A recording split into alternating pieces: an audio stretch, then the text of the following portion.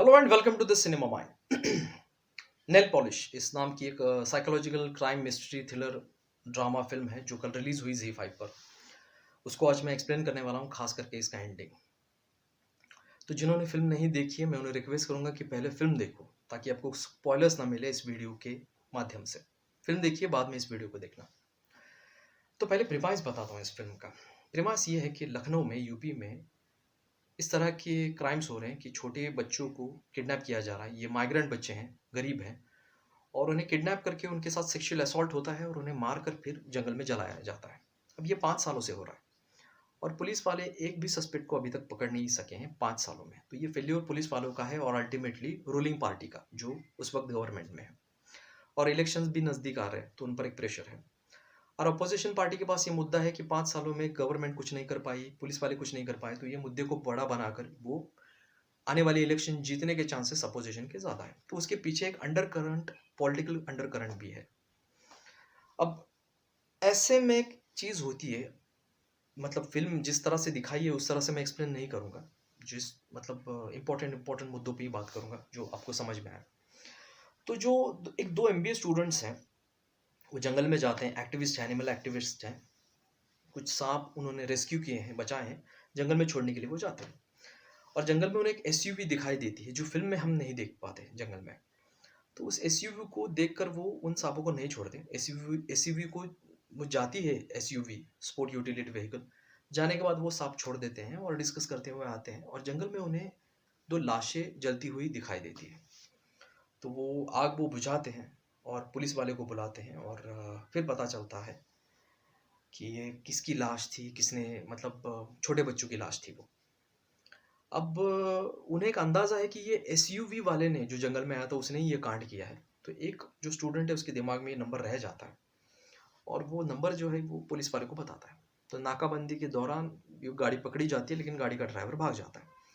पूरी गाड़ी की इन्वेस्टिगेशन की जाती है और लिंक निकलता है एक ऐसे बंदे, मतलब ये कनेक्ट हो जाता है एक ऐसे बंदे से जिसे समाज में बहुत इज्जत है, रिस्पेक्टेड है वो, और सिक्योरिटी फोर्सेस में था, रिटायर हो चुका है और बच्चों को अभी क्रिकेट सिखाता है और बच्चों से लगाव है उसे।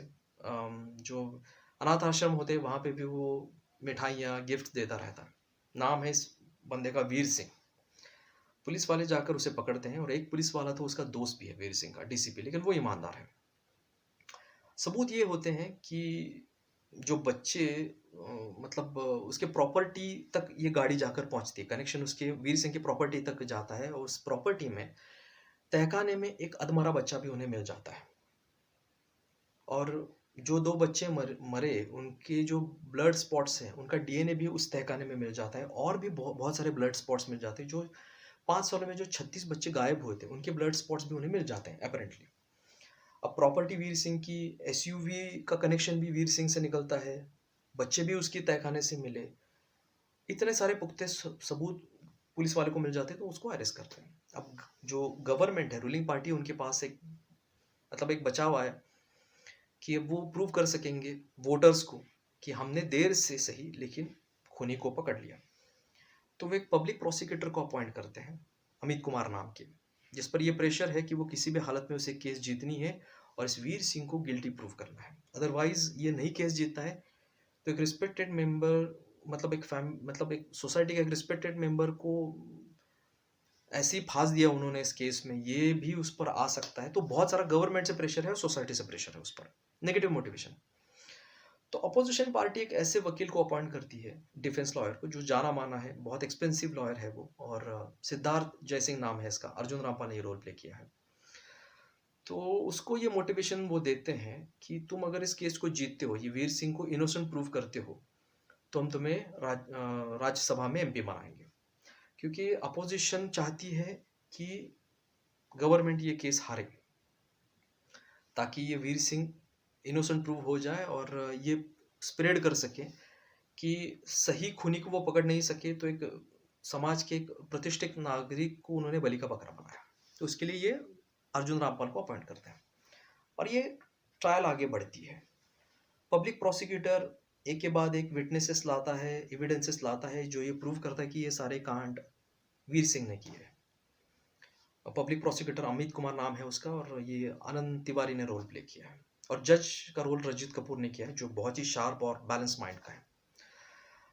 तो एक के बाद एक वो विटनेसेस लाता रहता है, एक्सपर्ट्स लाता रहता है, फॉरेंसिक वाले कॉलीग, जो भी जितने हो सके वो विटनेसेस लाता है और ये प्रूव करने में लगा रहता है कि ये सारे कांड वीर सिंह ने किए। अर्जुन रामपाल भी बहुत शातिर है, एक्सपीरियंस है, वो भी डिफेंड करता रहता है और वो कहीं पे भी जाकर ये केस जीतने के चांसेस जो है ये आनंद तिवारी मतलब अमित कुमार की कम हो जाते हैं, पब्लिक प्रोसिक्यूटर के। और ऐसे में ये वीर सिंह के साथ जेल में कुछ लोग बदतमीजी कर रहे हैं, जो जेल के पुराने लोग हैं, गैंगस्टर टाइप, वो बदतमीजी मतलब इस वीर सिंह से वो सेक्सुअल फेवर चाहते हैं, उसको प्रेशराइज कर रहे हैं, उसे ढंग से खाना खाने में नहीं देते, बस सिर्फ चावल और अचार देते हैं सेक्सुअल फेवर के लिए। और ये होता रहता है, मतलब हमने सुना होगा, पढ़ा होगा, फिल्मों में देखा होगा कि एक जेल का कैदी दूसरे जेल के कैदी पर रेप तक कर देता है। तो उसी प्रकार से उसे टॉर्चर किया जाता है मेंटली, लेकिन वो ध्यान नहीं देता, शांति से रहता है, जितना उसे खाने को मिलता है उतना खाता है, किसी के मुंह नहीं लगता वो। और ये ट्रायल भी चल रहा है सामने। लेकिन एक ऐसा एविडेंस मिल जाता है कि जो बच्चे जले थे उनके मुंह में, मतलब एक बच्चे ने काटा था इस वीर सिंह को अपेरेंटली, और उस मरे हुए बच्चे के मुंह में स्किन का टुकड़ा मिल जाता है फॉरेंसिक वालों को। और ये स्किन का टुकड़ा जब उसका डीएनए चेकिंग किया जाता है तो वीर सिंह के डीएनए के साथ 70% वो मैच हो जाता है और वहीं पे ये केस यू टर्न हो जाती है। तो जो सिद्धार्थ जयसिंह है, मतलब अर्जुन रामपाल बोलता है कि मैं इसमें कुछ ना कुछ डाउट क्लियर करूंगा और ये प्रूव करूंगा कि इसमें कुछ झोल है, कुछ लीगल कंफ्यूजन क्रिएट करूंगा, तुम बच जाओगे इससे। लेकिन वहीं से इस वीर सिंह का बिहेवियर बदल जाता है। जेल में जो लोग उसे परेशान कर रहा है, जो मेन बंदा है उसकी वो आंख फोड़ देता है, तो बाकी जो सपोर्टर्स हैं उसे मारते हैं, एकदम लहूलुहान बेहोश हो जाता है और हॉस्पिटल एडमिट हो जाता है। अब ये केस भी रुकी हुई है इस कारण, जेल में ये मारामारी के कारण, और बहुत टाइम होता है, मतलब इतना उसे मारा गया तो फिजिकल रिकवरी में 1-2-3 महीने तो जाएंगे। रिकवरी के साथ उसका दिमाग भी बदल जाता है और इसे मेंटल डिसऑर्डर हो जाती है, डीआईडी बोलते हैं उसको, डिसोसिएटिव आइडेंटिटी डिसऑर्डर, हम स्प्लिट पर्सनैलिटी बोलेंगे। अब वो अपने आप को वीर सिंह नहीं बुलाता, वो अपने आप को चारू रैना बुलाता है, औरत बुलाता है। और ये जो औरत है ये सच में एग्जिस्ट करती थी, कश्मीर में रहती थी। उसकी तरह ही हाव भाव वो करता है, नेल क्लिप्स करता है, नेल पॉलिश लगाता है, वहाँ के डॉक्टर्स को यकीन हो जाता है, नर्स को यकीन हो जाता है, जज भी परेशान हो चुका है, पब्लिक प्रोसिक्यूटर भी परेशान हो, और ये अर्जुन रामपाल भी परेशान है। वो अर्जुन रामपाल बोलता भी है कि नाटक मत करो, इन सबको पहले वो नाटक लगता है। और पूरी रिकवरी होने के बाद, सब कुछ याद आने के बाद उसे वापस जेल भेजा जाता है, जेल में उसके साथ रेप होता है और फिर ट्रायल शुरू होता है। और ट्रायल के बीच में ये वीर सिंह कुछ ऐसी हरकतें करता है, बोलता है कि मैं वीर सिंह ही नहीं हूँ, मैं चारों रहना हूँ, मैं औरत हूँ, और अपना सर पटकता है और खून आता है उसको और वापस उसे हॉस्पिटल भेजा जाता है ट्रीटमेंट के लिए। अब ये तीनों परेशान हैं, जज, दोनों वकील, अब क्या करें आगे। तो ये चारों रहना है या नहीं, ये जानने के लिए एक साइकेट्रिस्ट को बुलाया जाता है, वो उसके साथ सेशंस करता है, तो वो सब कुछ चारों रहना के बारे में बताता है। यहाँ तक कि जो उसका पति है उसका फ़ोन नंबर बताता है, उसके पति को बुलाया जाता है, पति भी ये सब कुछ देख के हक्का बक्का हो जाता है, क्योंकि उसके पास उस चारों रहना के बारे में बहुत सारी इन्फॉर्मेशन है, कब शादी हुई थी, बच्चों का नाम क्या है, सब कुछ। अब वो गायब हो चुकी है, भाग चुकी है अपेरेंटली, पति भाग जाता है। फिर उसके साथ हिप्नोसिस किया जाता है, हिप्नोसिस में भी वो सारी चीज़ें चारों रहना के बारे में बताता है। आखिर ये डिसाइड होता है कि ये बंदा चारों रहना ही है, डीआईडी सच में है इसको, क्राइम किया है वीर सिंह ने, लेकिन अभी पर्सनैलिटी चारू रैना की है, क्राइम दिमाग ने किया है लेकिन बॉडी पे इसका इल्ज़ाम है। तो जब तक सच में वीर सिंह नाम का ही बंदा वापस नहीं आता इसकी बॉडी में, पर्सनैलिटी, रियल पर्सनैलिटी, तब तक ये कोर्ट जो है ये ट्रायल आगे नहीं बढ़ाएगा, इसको एडजन किया जाएगा। मतलब ना इसको गुनहगार माना गया, ना इनोसेंट माना गया। जज बोलते हैं कि इसको गवर्नमेंट हॉस्पिटल में भर्ती करो, इस पर ट्रीटमेंट करो, जिस दिन ये वीर सिंह बनेगा ये ट्रायल आगे बढ़ेगा। और अगर ये नहीं बनता है, आगे वीर सिंह ही नहीं बना बना रहता, चारों रहना बना रहेगा, तो ये ट्रायल भी आगे नहीं बढ़ेगी, मतलब एक 50-50। अब सवाल ये है, जानना ये है कि ये सच में ये गुनाह उसने किए हैं या नहीं, तो उसके लिए हमें पहले ये वीर सिंह की पर्सनैलिटी के बारे में जानना जरूरी है, तब जाकर हम ये डिसाइड कर पाएंगे कि ये क्राइम उसने किए या नहीं। पहली बात, तो ये सिक्योरिटी फोर्सेस में था और साथ में ये स्पाई भी बना, अंडर कवर एजेंट भी बना। अब अंडर कवर एजेंट में इन्हें नई नई आइडेंटिटी मिलती है, नया नया कवर मिलता है, नए नाम, नई पर्सनैलिटी। तो उस तरह से उन्हें एक्टिंग भी करनी होती है, उस तरह की उनकी बॉडी लैंग्वेज भी होती है, उस तरह से चाल, बोलना, चलना, सब कुछ बदल जाता है, मतलब उन्हें एक्टिंग आती है। और ये ट्रेंड असैसिन्स भी होती है, मतलब किसी को भी बेरहमी से वो मार सकते हैं अगर ज़रूरत पड़ती है, उन्हें कोई रिग्रेट नहीं होता, चाहे वो औरत हो, मर्द हो। और इसका जीता जाता एग्ज़ाम्पल वो जिस तरह से आँख फोड़ देता है, ये वीर सिंह उस कैदी की, उसे पता चलता है कि इतना शांत, एकदम काम इस तरह का बंदा अचानक से उसकी आँख फोड़ देता है, एकदम ब्रूटली बिना सोचे। तभी उसकी जो ये चीज़ है एक ट्रेंड किलर की, रूथलेस ट्रेंड किलर की वो चीज़ हमें सामने आती है। तो ये स्पाई है, अंडरकवर है, एक्टिंग कर सकता है, नई-नई पर्सनैलिटी को बना सकता है, अडॉप्ट कर सकता है। तो ये चारों रहना बना हुआ है, ऐसे डीआईडी का इश्यू नहीं है। अब ये चारों रहना क्यों? तो ये चारों रहना का हिंट भी उसे कोर्ट में मिलता है, क्योंकि जो विटनेसेस आते हैं उस विटनेस में एक तो उसका दोस्त होता है, मतलब कॉलीग होता है सिक्योरिटी फोर्सेस में, यशपाल शर्मा नाम का। तो वो कश्मीर का ही किस्सा बताता है जहाँ पे ये चारों रहना भी उस केस से रिलेटेड थी इनडायरेक्टली। तो वहीं पे उसे हिंट मिल जाता है कश्मीर को लेकर, और फिर वो उस पर्सनैलिटी को पैदा करता है कि कहीं कुछ ना कुछ तो आँख मतलब आँखों में धूल झोंकनी है लॉ एंड ऑर्डर की। तो कोर्ट में उसे हिंट मिल जाती है वीर सिंह को, और वो ये पर्सनैलिटी को डेवलप करता है। उसके पास टाइम भी बहुत होता है हॉस्पिटल में, जब उसे मारा-पीटा जाता है तब। धीरे-धीरे इसको डेवलप करता है, सबको यकीन दिलाता है और इस केस से वो बाहर निकलने की कोशिश करता है, लेकिन जज भी उसको बराबर अटका देता है फिर।